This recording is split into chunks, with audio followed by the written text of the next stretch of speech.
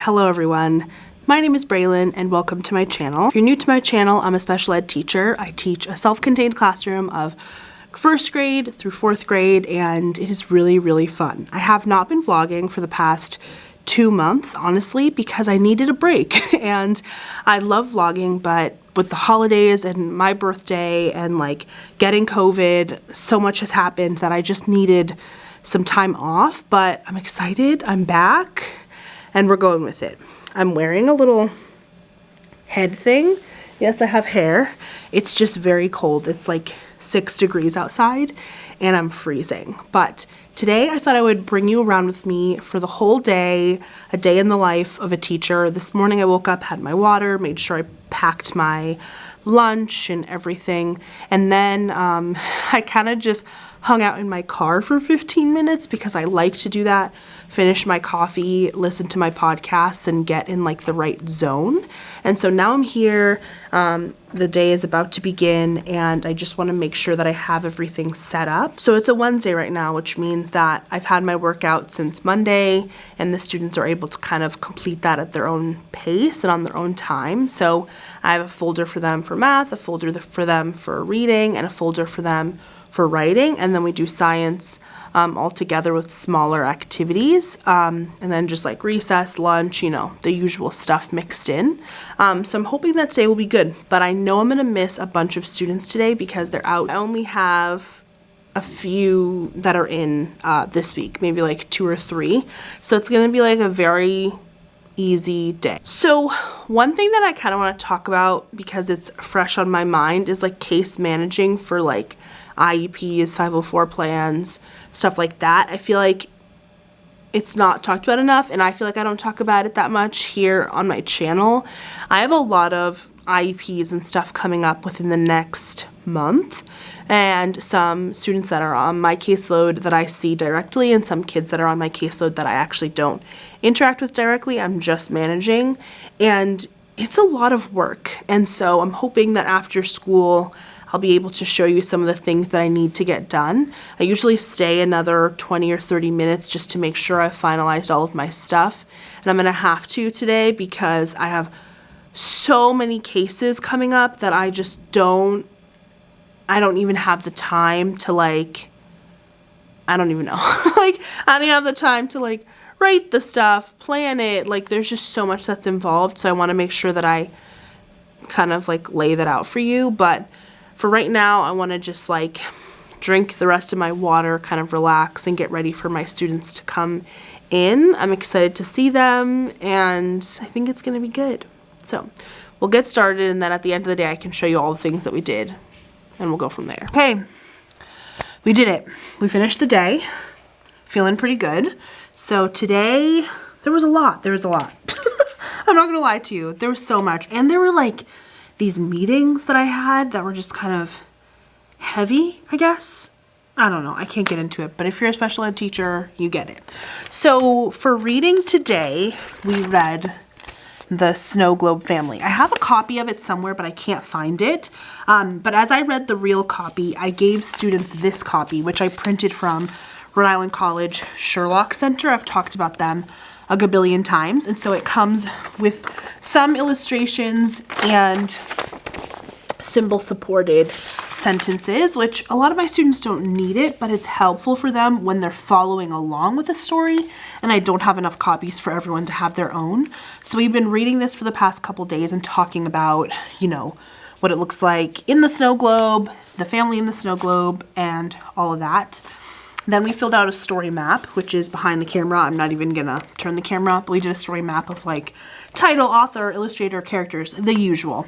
The biggest thing we're talking about right now are nouns and verbs. So we've been on nouns for about a month and we switched to verbs. So we're trying to like use our knowledge of nouns to inform us of the verbs. We've been every day doing this noun and verb sort, which is really easy. We just do a couple sorting like pictures. Is this a noun or is this an action verb?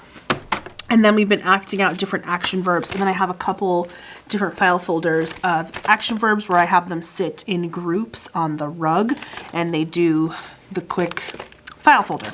It's really simple. So that was kind of the bulk of our reading time. our reading instruction, and then they go into their small groups and do their IEP specific work with reading. Let me show you some of the things that they're working on, because I feel like maybe that'll help some new teachers or current teachers or whatever to kind of see some examples of some IEP goals and how they're working on them. I changed my mind. Here's our little, storyboard. All right, there you are, me with a nice halo of light. So for math, this week we are finishing up place value. So we've been talking a lot about hundreds, tens, and ones. We'll probably talk about it the rest of this week, but we're not going to push it into next week. And then after we do that, every kid comes and gets their math folder and they work on it with another kid, 1 or 2 kids, and a paraprofessional. So for example, let's see, I kind of showed this in a previous video, but this student is working on the beginning of fractions, which we'll talk about more next week. But I made this thing where I just put paper with whole and half, and then I found images of fractions that were whole and half, and so they have to sort it. I didn't even bother laminating it because I didn't have the time. So they practice that every day because that's one of their goals, is to work on the beginning stages of fractions. They're also working, let's see, they're working on addition up to 2s. I showed this in a previous video where they do their addition and they match it. And then they're working on putting things into groups of 2s, skip counting by hundreds, and skip counting by 20s. So all of these have index cards and or little manipulatives that help them get there. I said this in many videos, but please don't think you have to buy a bunch of stuff because it's not worth it. Because I made that all with a bunch of envelopes from the dollar store and index cards from the dollar store. Some students are working on sequencing numbers, so I had some file folders that were made for that. But besides that, I've also been with index cards putting numbers on index cards, and they have to sequence them there. And then I printed off a hundreds chart from the internet where they have to find the number and then tell me what comes before it and after it, kind of working on that sequence. And then some students did have actual worksheet work. Oh, here's an example. So I printed this 120s chart, and then with that we worked on this cut and paste from Made For Me Literacy. So they'll probably do this every single day to work on that skip counting, but also just sequencing numbers and looking at a hundreds chart. And then for reading, it's the same kind of thing. I didn't find this. I think the teacher across the hall found this, but I have to find where it came from, but it's sentences, but in almost kind of like a puzzle. And so we kind of read through the words, rearrange them, and then the students have to put them in order to make a whole sentence for some people who are working on sentences. And then there's some social stories that we do during reading for each kid because they have to kind of find themselves in the social story and all that kind of stuff. I've had this for years. Sight words, a lot of kids are working on sight words. So after we did the reading where it's reinforcing the story elements, then we go back to working on their individual IEP goals. And I'm excited. Well, I was talking earlier how I have so many IEPs coming up, which is very daunting, but I'm excited about them because I do feel like we're making a lot of progress. And so kind of, even though it's a lot coming up, I have a lot of great data to show for it. And the only reason they're making progress is not because of me as a teacher, but because we've just been repeating so much of what they've been doing. I showed this last year for the students I had that were in that grade, but I have a student now that's in 2nd grade, and their class is reading Nate the Great, and I had made this last year, which is a simple novel study where, okay, good, I'm not showing the name. Just it has different activities for each, not chapter, but kind of chapter, so they trace the key words and they have to write a couple sentences. And so that's been a big thing that we've been working on with that particular student to keep up with their grade level. And then for writing, each student, we do a writing project once a week, usually on a Wednesday or a Thursday. We have a little bit more time because we don't have one of our specials. But for the most part, every kid gets a yellow folder with their name on it, and then inside has activities and writing things that they need to work on. So I don't spend a ton of time on writing. Like for this student, it's just tracing and kind of using your pencil or cutting things or ripping paper. So there might be different things like that. And that block lasts 20 minutes. We do a song, they go to their small group, they bring out their yellow folder, the teacher or the para helps them with it. They do the activity and then they play with something to wrap up the time before we reset for the next subject. So it's been relatively quick and easy. So that was kind of the bulk of what we did today. When it came to science, we didn't get time to do science because we had to do some school-wide assessment, which I can't really talk about because I can't show anything because all their names are all over the assessment, but every kid has to take the assessment or the modified version of it, and so that was kind of the bulk of what we did. But we did talk a little bit about snow when we had like a little moment to spare, so we kind of went outside and got some snow. Yeah, for the most part, it was just kind of going through everything. So normally on my prep periods, I take a couple minutes to plan something for the following week. I double check all of my paperwork. I, respond to emails. It's not like I get a ton of time to work on them, but today I had to work on my IEPs, and I want to show you the thing that I've been using, which I'm not necessarily going to share with you, but I think anyone can make this. It's in Google, and it's just a Google, what's it called? What's the word for it? A Google form. Oh my gosh. It's a Google form, and so we'll see. Still a maybe. A maybe, for sure. A maybe, yeah. Love it. But have a great night. Yeah, keep doing this inside. You too. Don't cry, it's okay. Thank you. Yeah. So, I get a little overwhelmed with IEPs. Sorry. Just because I love them and I love writing them, but there's always a season for each teacher where you have like 3, 4, 5 all coming up at once. And in the month of January, I have 4 IEPs and 2 504 plans. Some of those students I don't even service myself. It's just I manage their case because my school has a lot of students that, I don't know, they need more case managers. So here I am. And so basically what I try to do is get ahead of the game.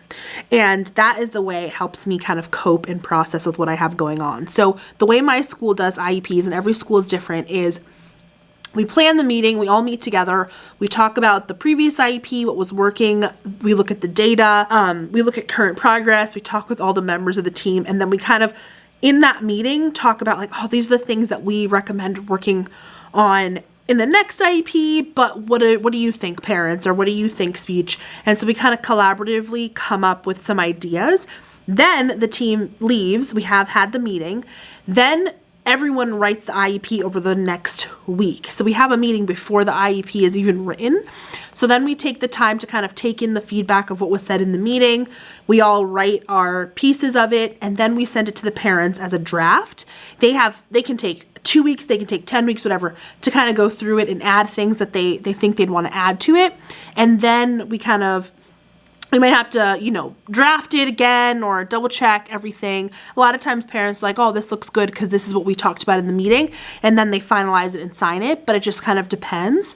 But because of that, when I have a bunch of meetings, it's not that I need IEPs to be written before those meetings, but I do need some ideas on what I want to say in the meeting. And so throughout the year, I take notes on kids, like things that they liked or things that they're interested in, or strengths and weaknesses and stuff like that. But when it gets time to go to an IEP meeting, I do kind of write in this IEP planner that I wrote. And so I made a Google form of all the elements that I would need for an IEP. And again, kind of hard to see. So student interests, strengths, weaknesses, accommodations, modifications, math ideas, reading ideas, writing, behavior, self-regulation ideas, and assessment needs. And I don't write in complete sentences. I just kind of write ideas that I'm having, because then I'm more of like a verbal processor, if you can't tell. So I will write those things out, so I kind of have bullet points for what I want to say in the IEP meeting, and then I add additional notes. So when I go to write the IEP, I kind of look at what I had jotted down, the notes that the parents had said, the notes that the speech has said, and then I just kind of go from there. And so I hope that kind of made sense. So because I have 2 meetings next week, I do want to take, right now it's like a little bit after school time, so I want to take about 20 minutes and jot some ideas down for the 2 IEPs that are the most pertinent, and just so I have kind of like a clear vision on like what I want to do. And then we'll go from there and we'll kind of see like what happens. But I just need to kind of get myself ready. Also, 2 of the IEPs that I have this month have to be translated and interpreted. So I need to take all the forms that have to be sent home. I had to translate them to Spanish, which we have a translation service. I can speak Spanish well enough to call parents and make meetings. So I've been doing that, and then, you know, sending them emails in Spanish. But my grammar is not perfect in writing. And so today I spent like 45 minutes writing out an email in Spanish, and then having one of my friends like double check it for me, which, hey, she said it was pretty good. So props to me. And then just kind of going from there. But that's been like such a process. So the procedural safeguards and everything, making sure I have the Spanish versions, and case management is so much about like your paper trail and being in compliance. And when I send an email, I make sure everything is attached. I add it to an additional folder just so I can remember what I've already sent. And it just is so, you can just like get messy. So I've been really trying to stick to my case management checklists and just making sure that I have everything. I still want to use an interpreter service for the meetings, because it's not just like words that I know how to say, but it's like more official jargon, and I don't want to ever say things in the wrong way or not give them the proper information. And so that's kind of why I've been so focused on making sure I have the interpreter and having the translation service and all of that. So it can get a little messy and a little tricky, but I think it'll be okay. So yeah, I'm going to finish this up, and then I'm going to head home and I'm going to make dinner. Let me finalize this and then we can get going.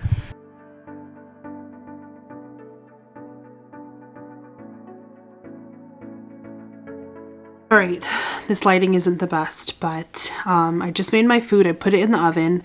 I'm making enchiladas, which they will not taste as good as my mom's, because I used a prepackaged chicken because I didn't have the energy to make chicken from the raw.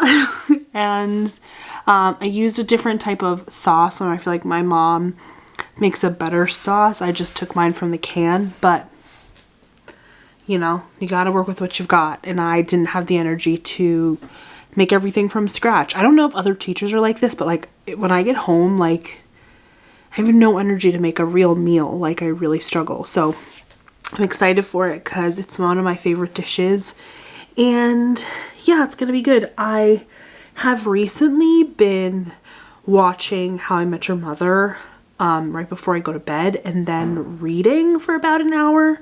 So I think what I'm going to do is wait for my food and enjoy my food, and then watch my show in my bed and read to go to sleep. But today was actually like a really good day. I kind of talked about it earlier, but I felt like I expected more of a challenge and a transition coming back from break, and I was out for a week with COVID, but it ended up being fine. Like we were getting right back into the groove of where we had been, and so that was really good. And I don't know, I think it'll be a good end to the year. There's so much that's changing for me at the end of this school year, and so much that's changing with my program, and just, you know, programmatic shifts and classrooms opening up and things like that. And I just feel like it's good to like at least know for the next like 3 or 4 months it'll be pretty stable, hopefully. And there are a lot of things that I want to do in my time, so I'm excited. I think it's gonna be good. I think it's gonna be good. So I'm gonna wait for my food, and then I have like a little TV right here, and then this is my bed, so I put my head over here and watch my TV, and it's just great. I might watch out there, I don't know. I I don't know. I just love when I don't have to talk to people after work. So I might not talk to anyone, but we'll see. We'll see.